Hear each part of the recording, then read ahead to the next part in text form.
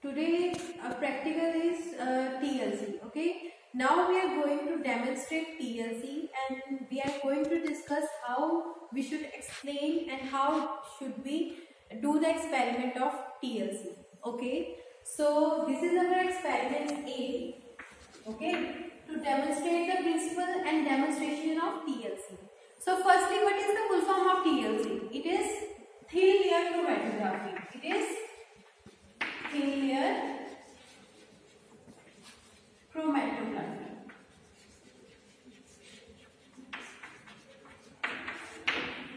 Okay, for doing this kind of experiment, we need so many things. Okay, like TLC plate, silica gel, glass jar, beaker, and so many solvents and solutions. Okay, so what is the role of TLC and what is the principle of TLC?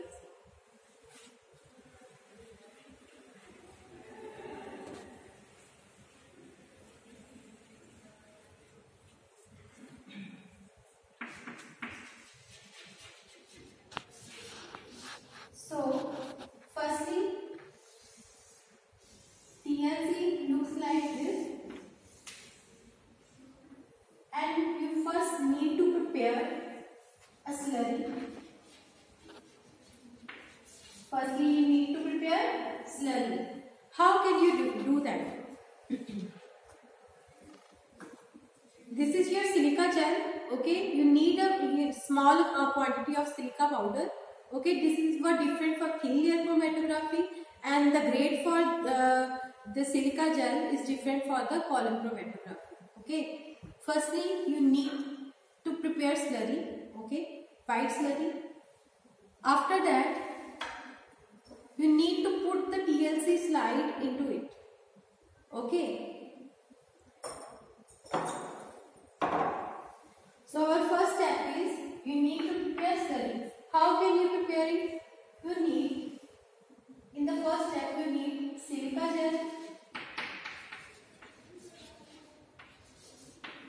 plus, secondly, depending upon the type of things you want to separate, okay, you can take different kind of solvents. Generally, we use the combination of chloroform and ethanol.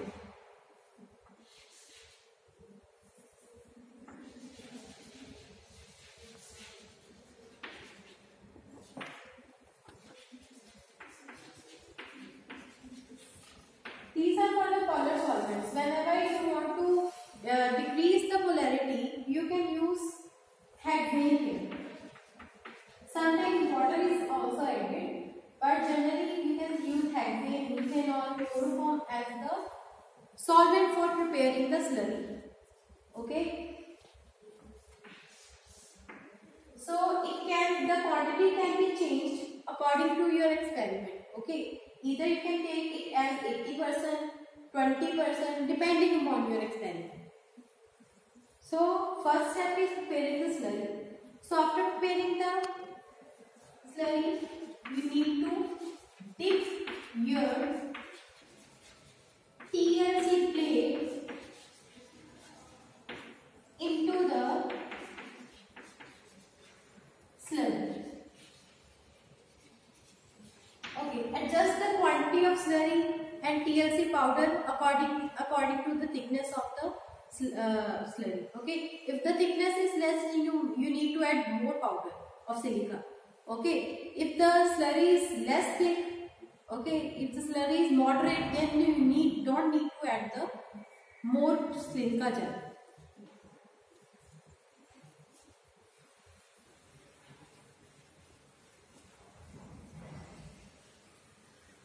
After doing the first step, you need to take the slurry.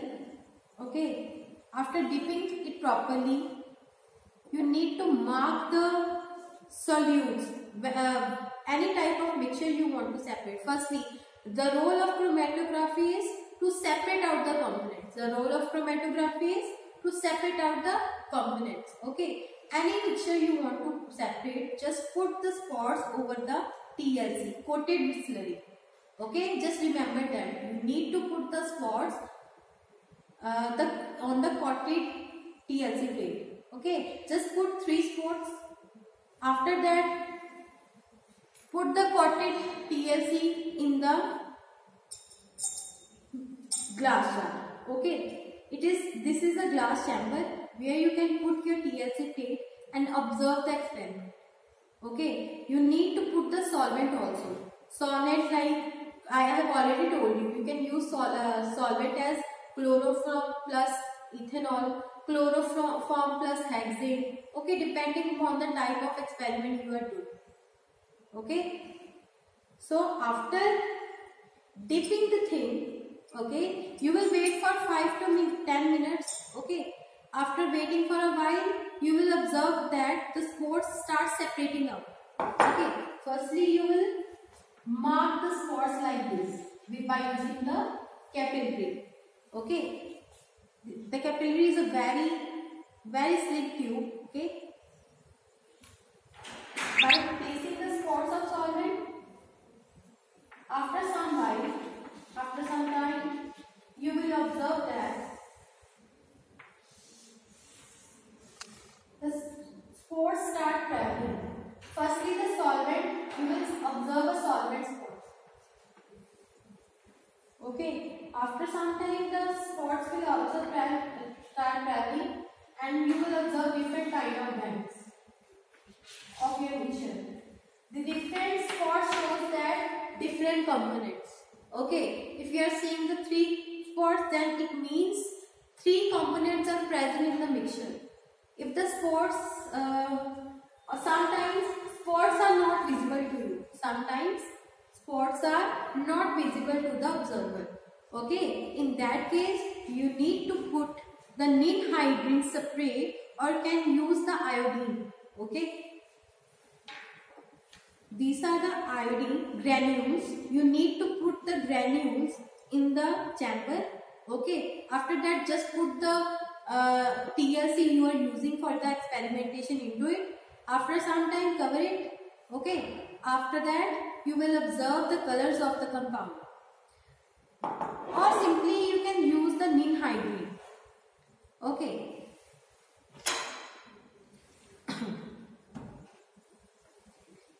This is the ninhydrin solution. You can use the ninhydrin solution for observing your spots.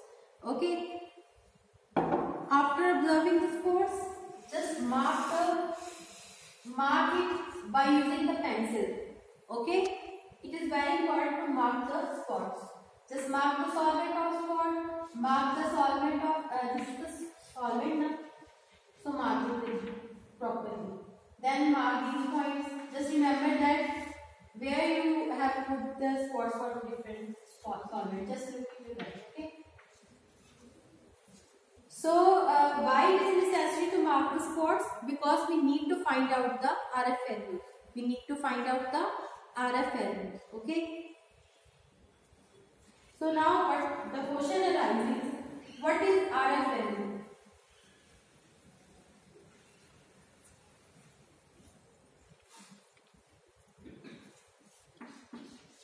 So for any component, any sample component, like for example, if you want to calculate the RF value of spot A, then simply note the distance of the given spot you want to find out. Okay.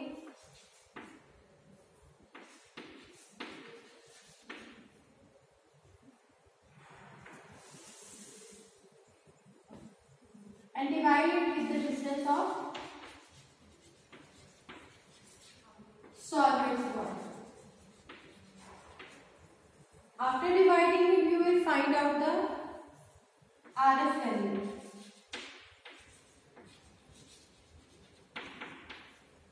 Okay. From the RF value, you can find out the type of solute or the type of component that is present in your mixture. Okay.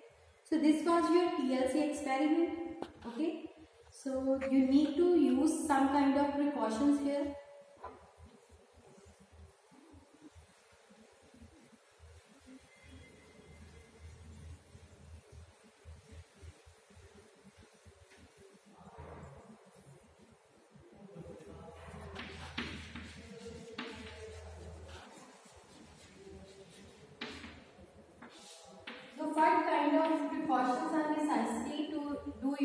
TLC experiment. Firstly, keep a distance from silica gel, okay, because silica is carcinogenic. Okay, just take the good precautions so that the silica powder cannot enter into your body system, because silica is carcinogenic. It can cause cancer. Okay. Also, by whenever you are preparing the slurry, just mix it properly. Don't just prevent for making lumps into the solution, because they can create this interruption in creating your experiment smoothly. Okay, so that's why just take care while you are mixing silica powder with the chemicals. Okay, after that use the neat and clean apparatus, beaker, glass lab you are using, glass chamber you are using. Okay, if you are not using the apparatus neat and clean, the readings you cannot get the proper readings. Okay, it can interfere with the readings. Okay, so you must aware about the apparatus. So also check out the expiry date of your chemicals, so that you can work out with the experiment properly and you can get the proper readings.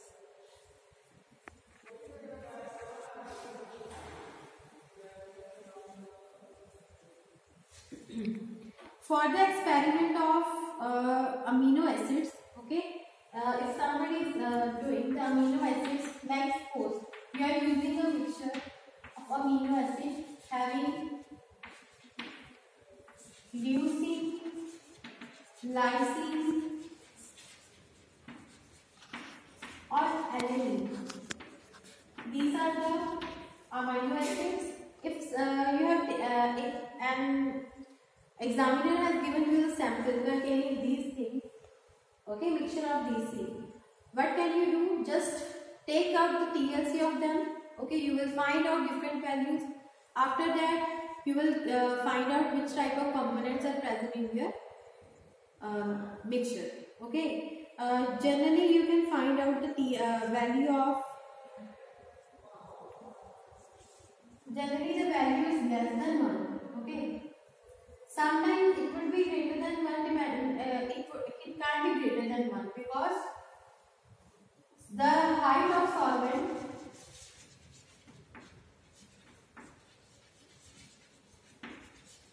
is always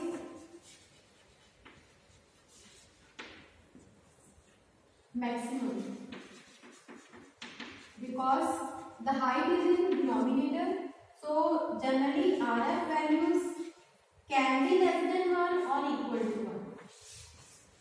Okay, you can observe the data from different books, okay, characterization books, and note their readings and compare them with the calculated readings, and after that you will find out which type of component is present in your data or your experiment. Okay, thank you for listening.